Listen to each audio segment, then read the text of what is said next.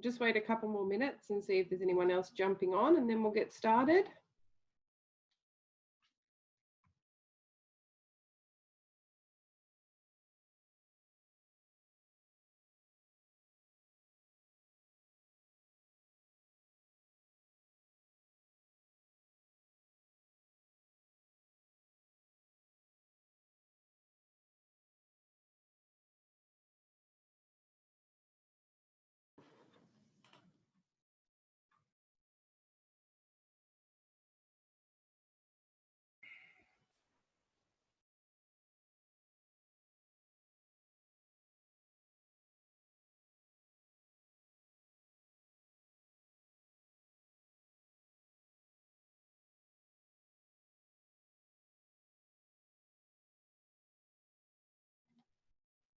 Okay, well, we'll get started, and then if anyone else is jumping on, they can just jump in as we get going. So welcome everyone again to our week 4 webinar.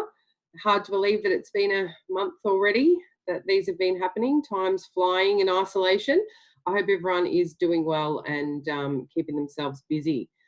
So tonight we've got a couple of special guests that are going to share some things with us. We're going to hand over to Dave, who's got a good update that's come out in the last couple of days, which is excellent.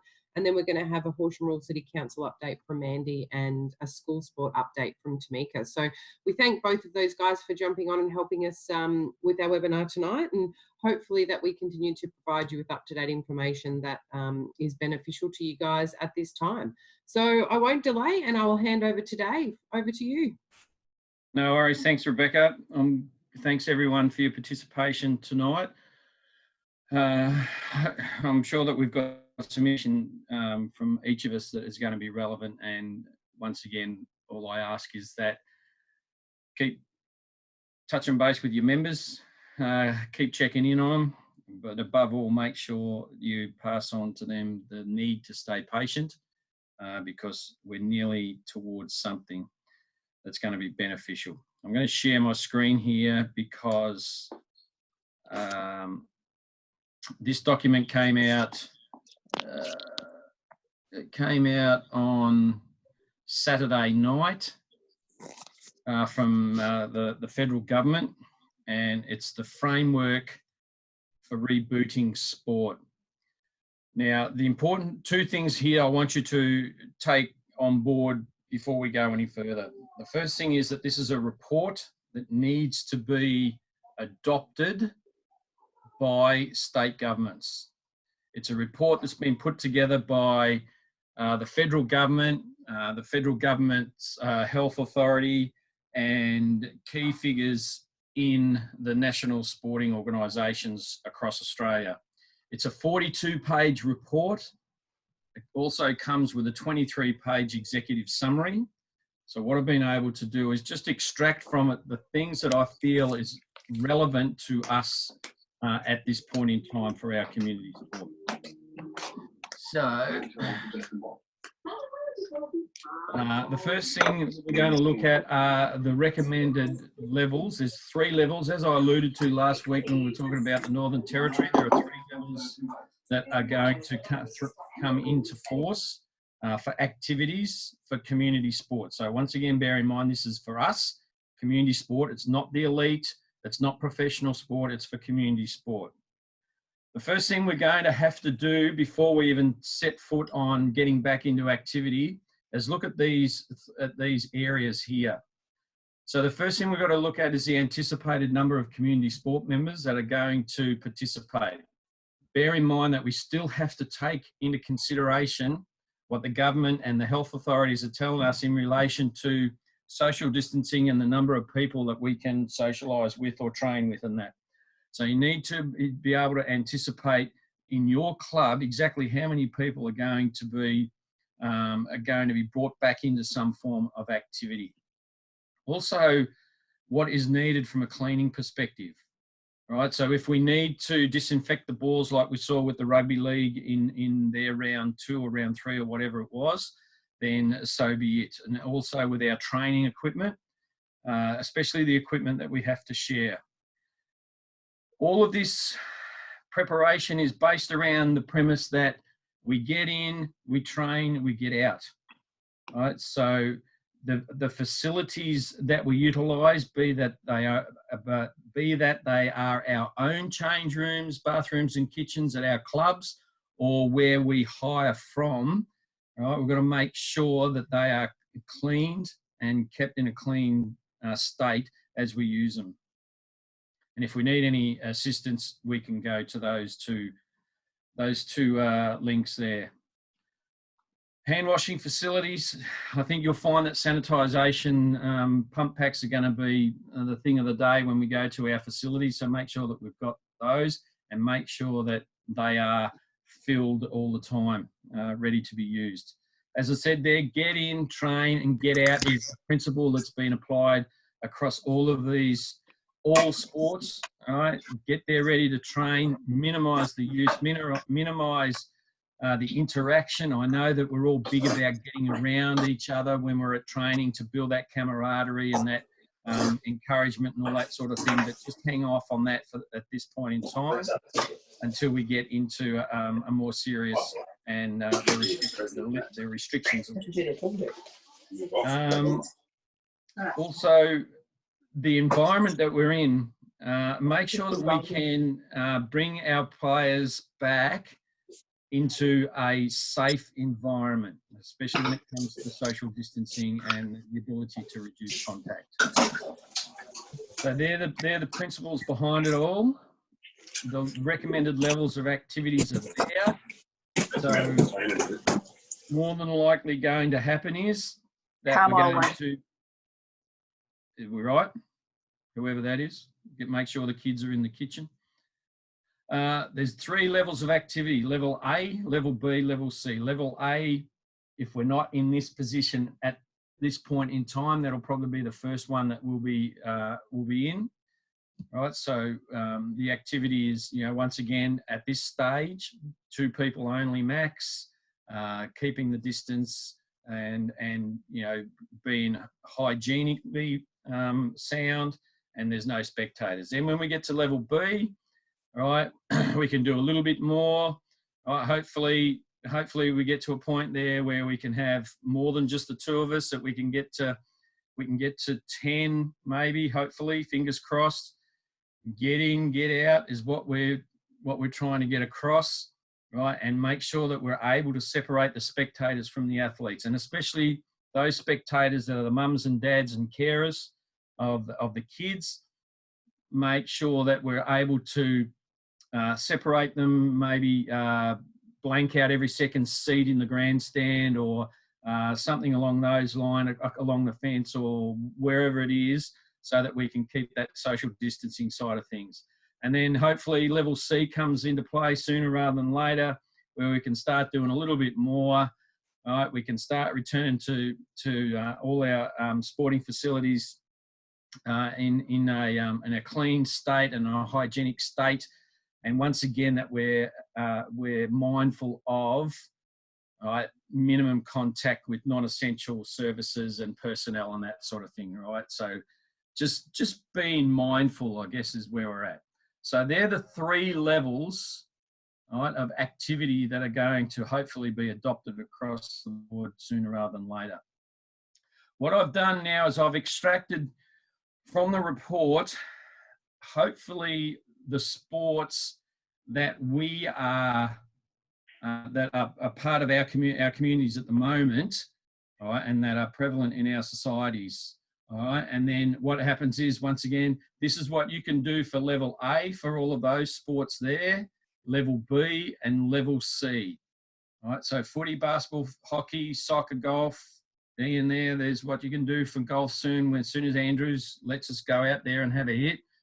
All right, over the page, motorsports, so Graham Gerlach, if he's on board, he can see there what's going on there. Netball for all our netballers there. Shooting, table tennis, volleyball, and then I've just got the para athletes there as well. Right, so once again, what they can do when level A activity is permitted, what they can do level B activity, what they can do level C activity. The framework around that, once again, comes back to the first thing that we should be doing, right, is preparing our athletes and educating them on what these parameters are, these principles are, to get them back to activity, right? So preparation's important. So the education side of things can, once we get the nod that this is going to be adopted, right across the board, hopefully the state government will get behind it, and I think something might come out on Friday, right? Educate your members that this is the starting point for them, right? What they need to understand about the 3 levels of activity, right? How they can return to sport, especially those, and hopefully we won't be in this position here with our athletes or our staff or whatever, that they may be recovering from the virus. Well, we have to be mindful of what we do with them compared to what we do with those athletes that haven't been impacted or physically impacted by the virus. Once again, from this perspective here, right, the health authorities are telling us that they don't have all the answers about COVID-19 yet. So once again, let your members know what's going on, right? And let's get into a position where we can get in, train, and get out. Once again, remember, this is a how to reintroduce sport. It is not the when, right? So please bear that in mind. It is the how and not the when, right? So we've still got to wait for Daniel Andrews and Brett Sutton to make the decisions. And there's still a process to go. So if you follow what ScoMo and Greg Hunt are doing, right, so the federal government will make, and the federal health authorities will make the decisions, i.e. as per this document, hopefully. That'll then pass down to the state government and the state health authorities. They will adopt it, fingers crossed. Then we go to our state sporting associations, right, so they might have to put their own spin on it if they need to adopt or adapt or tweak what we've just gone through with the level A, Bs and Cs for the specific sports. It then passes down to our regional organisations, i.e. AFL Victoria for football, and then into our local clubs and associations. So that's where we at the grassroots level come in and make the decision as to how and when we're going to put this framework in place and that. So that's that from in a nutshell, right, in relation to the possible okay, right, and how things are probably going to play out in the next week or two from a rebooting sport perspective. So once again, please bear in mind, right, that document has got to be adopted by the state governments and then passed down through the respective chains of command there. Everything that I've showed you tonight is available. If you want to go through that 42-page report, and by all means do so. It makes for interesting reading, if nothing else. And there might be some more specific things that you can pick up on that's relevant for your sport or activity out of that report. So, but it will be available. We'll get Nick to put it, Matt to put it up on our website. So if you need to refer to it, you can. I'm happy to take some questions if anyone wants to ask any questions or make any comments. If not, that's the reboot of sport. Now I'm going to hand over to Mandy. Hang on, we've got a question here. Yeah, we'll make sure that the PowerPoint's available as well, Sharon, so that's not a problem. Hang on. Whoops, not that one. This one here. This was released by the AIS yesterday, so it's probably gone out to most sporting organisations, but I'm not specifically sure. Dave might be able to answer that if it's gone to the leagues or not, Dave. Given the fact that it's only come out, it came out at 10 o'clock on Saturday night, Rosemary, I doubt very much whether any of those that need to have it at this point in time. So I'm more than happy for you guys to go to our website tomorrow and have a look at it. I'll get Matt to look after that tomorrow for everyone. I can also send out the links with the PowerPoint with the recording to everyone. Okay, thanks, Rebecca. All right, so if there's nothing else, Mandy, we'll hand over to you. Thanks for helping us out tonight. Good on you, Dave and Rebecca, and thanks for the opportunity just to have a chat with people. Firstly, what I'd like to thank the Wimmera Regional Sports Assembly for showing leadership in this field. From my understanding, what's happening tonight and has been happening for the past few weeks is something that has been unique in Victoria. You guys have really stepped up and shown leadership, and I, as a representative of council, really appreciate the work that's been done through the Sports Assembly to share information and to help the clubs stay together and hear facts rather than rumours. I think that's really important. I've got a couple of, so thank you. I've got a couple of items listed on the agenda, and a couple of them go together. What are the restrictions in relation to outdoor facilities and also indoor facilities? Essentially, we can't use any outdoor facilities at all except green public spaces. So we can use our ovals and our parks for walking and running around and general movement. We can't use those spaces if we're sedentary, so we can't sit and lie down and laze in the sun. We need to be keeping moving. All other outdoor spaces effectively are closed. That includes netball courts, tennis courts, playgrounds, a skate park, outdoor gym equipment, even boat ramps.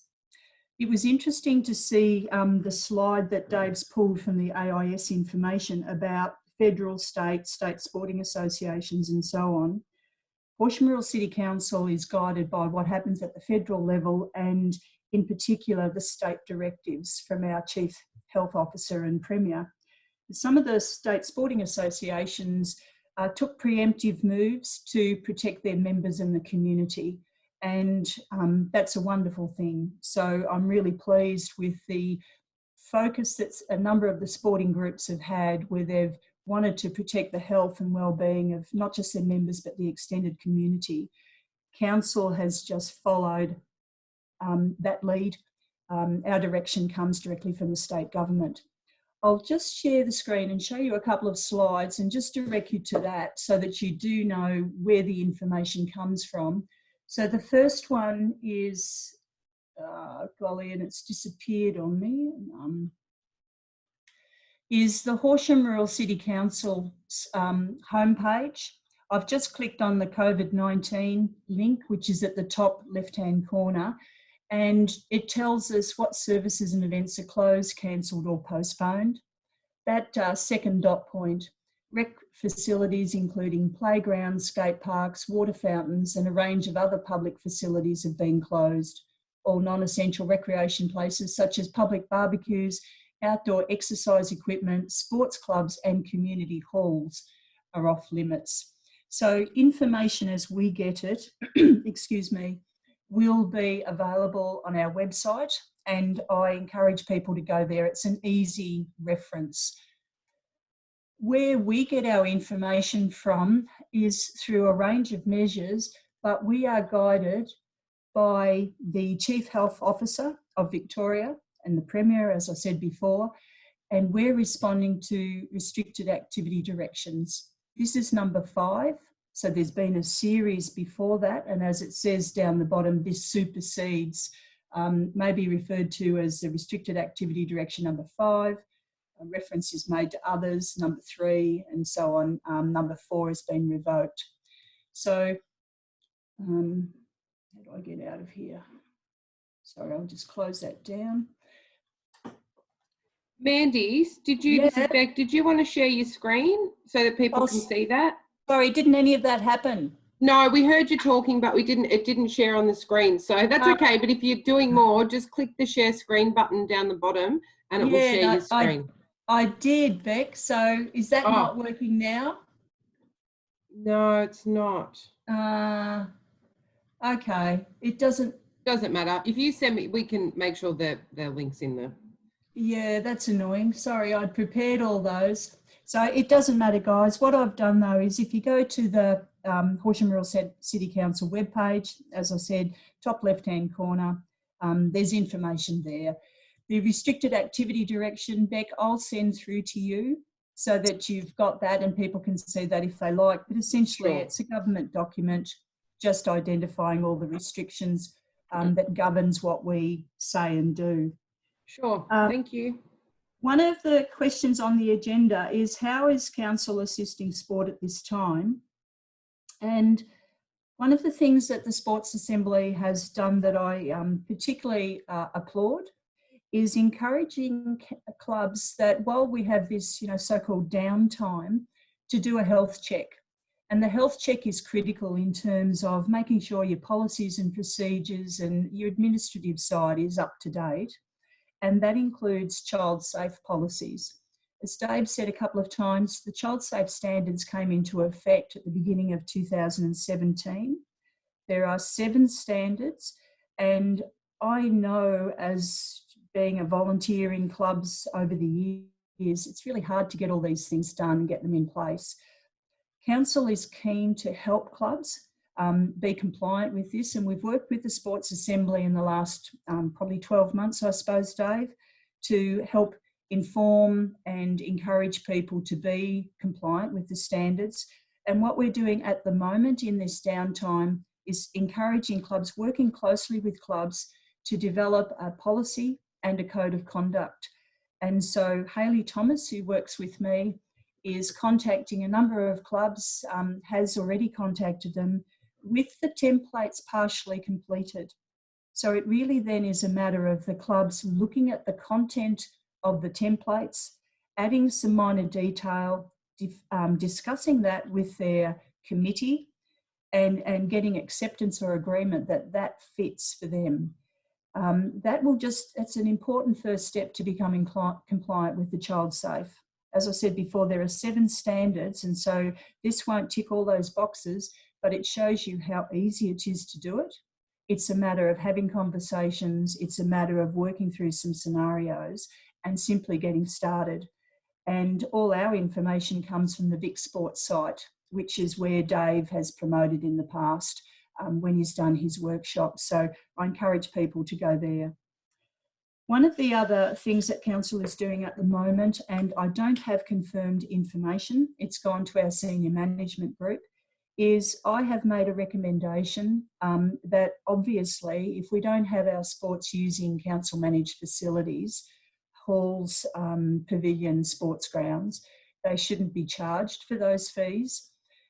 It's an obvious thing, but it does need to go through a process. There are economic consequences for council, and council means for the ratepayers of the Horsham municipality. So that's being considered as we speak. As part of that, there's also a phasing in period because community sport will start soon. We all feel pretty confident about that, hopefully sooner rather than later.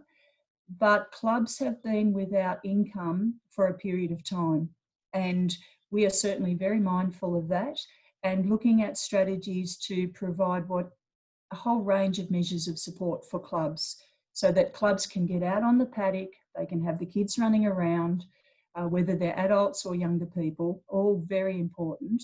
And we just need to make sure that if there are fees paid for use of the sporting facilities, then they are appropriate for the situation.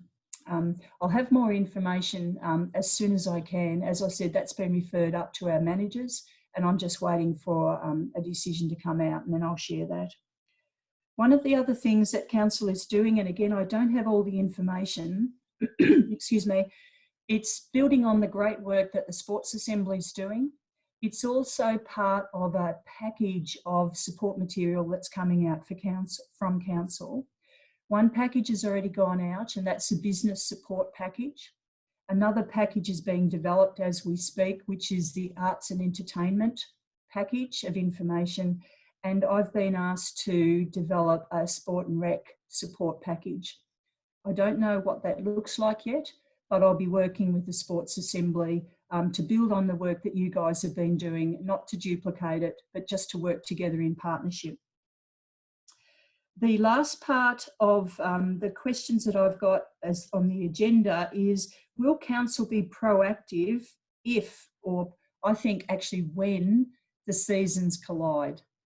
The other week we had Jason Muldoon and Pam Ferrari talking about football, netball, with conversations about the two sports going into the summer season, going past the end of September. For me, that creates an interesting challenge, so that I'm already talking to the summer sports, the little aths, the tennis, wondering about hockey, wondering about football, stroke soccer, and how those different sports will go together. I would like, Horsham Rural City Council will be doing everything we can to support that. I'm asking people to, as they do their planning and they thinking towards the future, to understand that it won't be what we did last year, that there will have to be lots of flexibility, that the clubs will need to work together. We've heard about the extra time required for cleaning and, you know, a whole range of possible scenarios on how the sports might operate. It will be an interesting challenge, but I am really, really keen to get every sport that wants to have its players running around and participating to somehow find them space in our pavilions and on our ovals. And the real challenge, there are real logistic challenges here. When we look at lighting, because I'm keen to suggest programming flexibility, we really only have suitable lighting for evening competition on the City Oval and at Dimboola Road, or the College Community Oval. The rest of the ovals, the lighting's not up to scratch. It simply isn't for competition. Natty Muck has good lighting. Natty Muck's not within council's responsibility, but it's another source, it's another possible venue. So that's important to think about, how we juggle that and how we get the maximum use from our different outdoor spaces. The other thing to be mindful of, and I've started conversations with our outdoor staff, is at the City Oval, great big space. We want to maximise the use of the City Oval. But what we normally do is have a 3 to 4 week transition of summer turf to the winter grass and vice versa. And so, as I said, I've had conversations with our outdoor staff because I've asked those guys that we need to be flexible. We need to manage this quite differently. But the most important thing is, if we've got football and cricket happening essentially at the same time, that we make those facilities available for those sports. And so that will be the challenge, to be able to do that while managing the quality of the surface, but making sure the space is available for people to get out and to have their mini competitions, their social competitions, their young people running around. It's absolutely critical. When we get to that stage, I ask that we all communicate with each other and we are flexible with our dates and our times, so that we pack as much in as we can into those spaces so that everyone gets to have a run out in the park.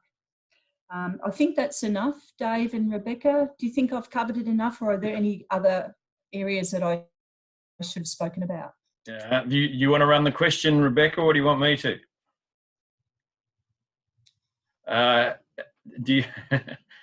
Has there been any discussion that you're aware of in relation to rate relief? Oh, that's a question without notice. Rate relief for ratepayers, I'm guessing? No. Unmute your mic, Ian.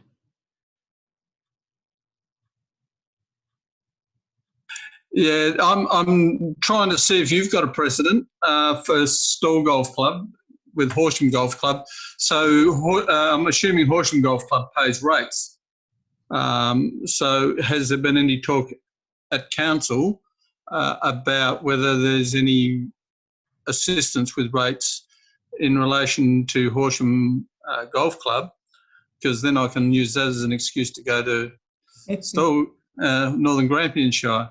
The reason I'm asking is it surprises me that it hasn't come up actually, because I'm sure that Horsham's income has just plummeted like ours has, and they're maintaining grounds for nobody to play, and it's very expensive. Yeah, sorry. Ian and others, I'll take that question on notice and try to get back to you next week, if that's okay, David and Rebecca. Yeah, no problem at all. Yep, Any other questions, Mandy, at all? No? Okay.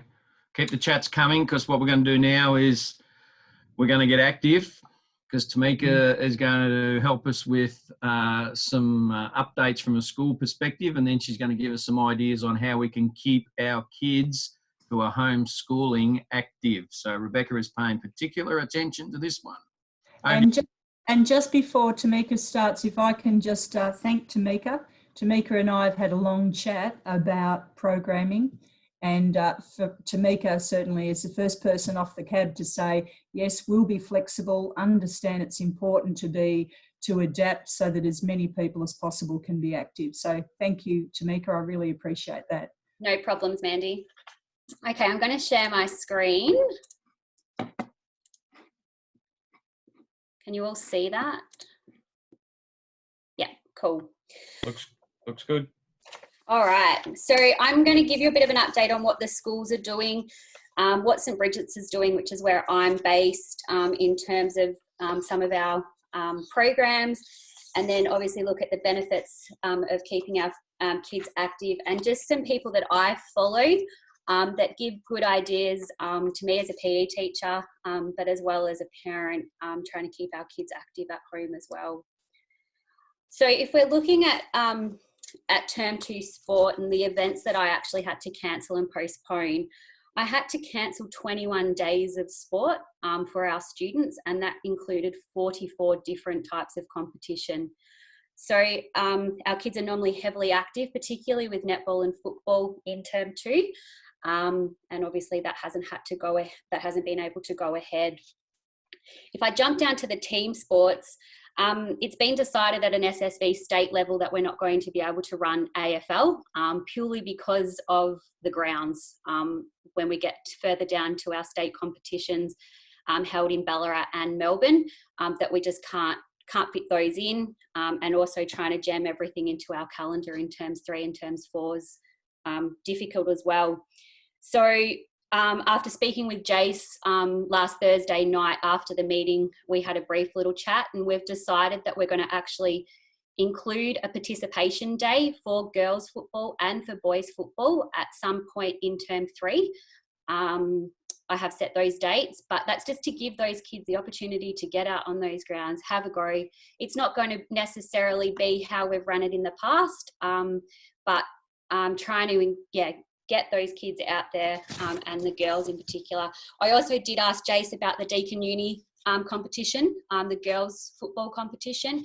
He said due to numbers, that event will probably likely be one of the first ones that gets up and going, just because the participation, the numbers involved in that kind of competition are not as high as our other comps. So when we get to team sports, we're looking at running boys netball, soccer, badminton, tennis, table tennis, volleyball and basketball. So that's the team sports that the kids will have the opportunity to participate in during Term 3 and Term 4 for Year 7, 8 and intermediate. So School Sport Victoria have cancelled all senior sports, so that's all our sports at Year 11 and 12 for the whole year, and all our Team Vic through to our state championships, national championships have all been cancelled as well. Going back up with cross country, we've decided that we'll have a region and a state final. So that will go ahead, give those individual kids the opportunity. Our track and field, schools will have house and then go to division, then go to region and on to state. And swimming was a big one that we had to cancel. So this has been, I fought pretty hard to get this event into Horsham. We have about 1,000 competitors with primary and secondary students, and this was on the fringe of the first lot of restrictions going into place. So we cancelled it, and we've actually put it on the 26th of November back in Horsham. at the end of the year to give those swimmers the opportunity, and also to give Horsham one of the big 3 events, which we've fought hard to. So hopefully that boosts a little bit of our economy as well, having all those people. So when I look for my role, I look after 50 schools across Western Victoria, right down to Portland, Warrnambool, Colac, Apollo Bay, up to Hopetoun, and then as far as Kaniva. So yeah, a big area. So that's what's sort of happening in terms of sport. No word, I don't think we're going back at all this term. I strongly believe we're home online learning for the whole of term 2, and then we're ready to get the ball rolling as soon as term 3 starts. So that's our plan from a school sport perspective. If we move on and have a look. So obviously, just in terms of our school and what we've had to think about is the amount of screen time that the kids are actually having. We've been told to decrease the amount of periods that they might have allocated to a certain subject, but obviously that's also increasing the screen time. Our senior kids, VCE kids, have still got exactly the same amount of classes. When you look at stats prior to COVID-19, 80% of our kids, not just in Horsham, but 80% of kids actually don't reach our national activity guidelines. And so now you add COVID-19 and you think about the screen time that the kids have got as well. So they're sitting, they're sedentary, etc. And I even just know for myself, you know, I'm sitting at a computer more, not getting up, moving around the school, getting out and about at recess and lunchtime and things like that. It's definitely decreased. When we look at the Department of Education and Training recommendations, it's recommended that the kids actually do 30 minutes of physical activity every day. This is not structured, so this is not with a PE teacher, this is just getting those kids up and about. And then they're to have 90 minutes of other subjects across the day. So that includes PE, so that includes our structured learning. But that does not mean it happens every day either, because it's 90 minutes of like art and, you know, language, PE, science, woodwork, all of those fit into that 90 minutes. So our students at St. Bees are getting a 45 to 50 minute PE lesson a week, but obviously it's hard to see where the kids are at. So they're actually having to have a little bit of theory in there. And then our lessons are focused on the exercise part of it. So just raising that heart rate a little bit rather than what we might normally do in terms of our physical education, like where we talk tactics and strategy and improve our skills. So it is highly, exercise focused. We've put an initiative in place which is called Strive for Health and Happiness. So this is a Google Classroom that is run by our wellbeing team that the staff and students are encouraged to check every day. We get updates from, like we might put exercise programs up there that the kids can follow. We might put mental health and wellbeing websites or links so that we're actually keeping in contact with those kids and encouraging them to become active when they can. And obviously checking in on their mental health, because most kids are having trouble with the social part of it, but I'm finding our kids are actually quite enjoying the online learning. So yeah. And then finally, I actually teach the Sports Academy program. So this is an elite program for our AFL players and swimmers this year. This has been particularly difficult for my swimmers because they've got no access to a pool. So we're trying to think about ways that we can keep them focused. Obviously, they've got big dreams, whether it be AFL or whether it be swim at the next Olympics. These kids are in year 9 and year 10. So we focus a lot on motivation and resilience and getting them to think about the positives of this unexpected break, but use it to build on their strength and conditioning programs rather than maybe the actual skill of the sport they're involved in. It's also been a great way. We've managed to get Dan Kennedy, an ex-student of St. Bridget's College, zoomed into my class last week and talked to the kids about nutrition, strength and conditioning, those sort of things. And I've actually got Seb Ross going to zoom in to our lesson next Monday to talk about being an elite AFL player, talk about leadership, talk about nutrition, and just talk about the life of being an elite footballer. So that's sort of what we're doing at St Bridget's, and we're going to try and work on a few of our past students that are still, like Yannick Blair. He was due to go to Japan for the Paralympics, so we'll try and get in contact with Yannick and see if he can get on board. So it's been a positive in terms of being able to get those that, you know, might be normally hard when they're in their full training as well. So, and they're pretty flexible, happy to jump in whenever. We know that there's a strong link with being physically active and obviously the mental and emotional part of our bodies, and then obviously it improves our physical, the physical part of our bodies as well. Regular exercise, we know, can reduce stress and symptoms of mental health conditions like depression and anxiety, often seen in a lot of teenagers. And obviously it can improve their sleep as well. And we find that due to technology and then obviously being online all the time, their sleep is impacted.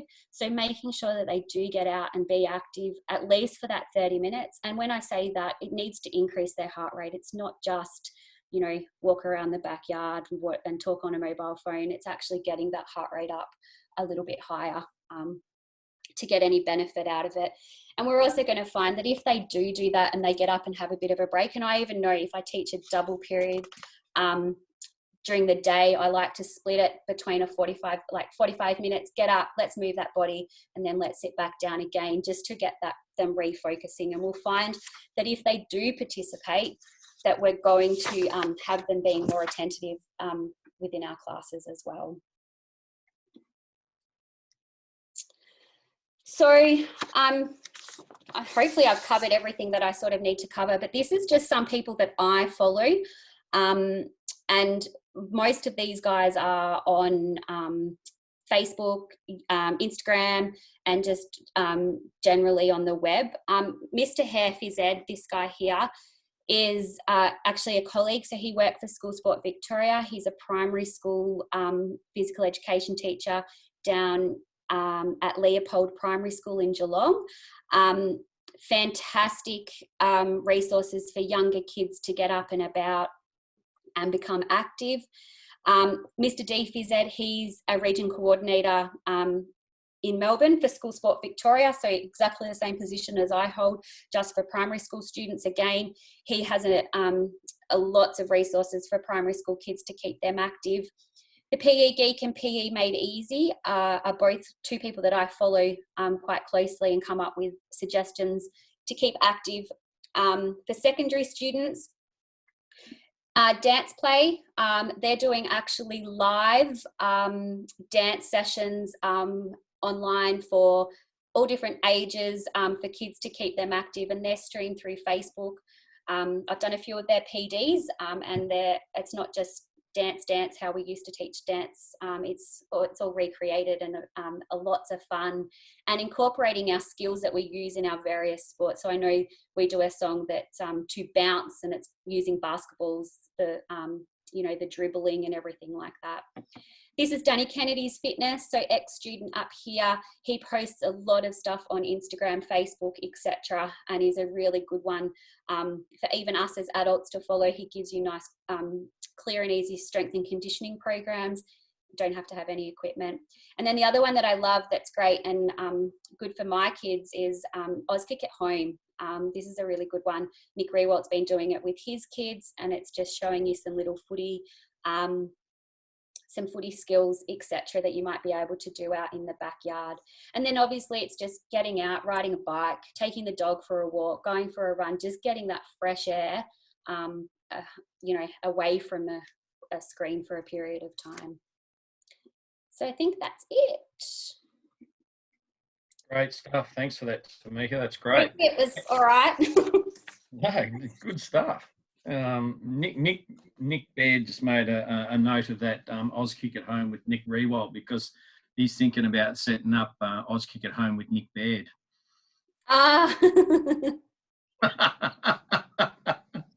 Aren't you, Nick? That's a fair throw under the bus. But at the minute, I might just have him covered too, just the way I'm going. All righto. Any questions of Tamika at all? I just see one here. Keep golf in mind as an early option in groups of 2. We have junior clubs available. So with golf, golf is run by the actual body. So it's run by Golf Victoria. So I don't have any say in the competitions. I can obviously run a participation day, but that's generally run with Golf Victoria. They tell us when they're going to run their event and how they're going to run their event and where they're going to do it. So it's definitely there. So golf's one of those.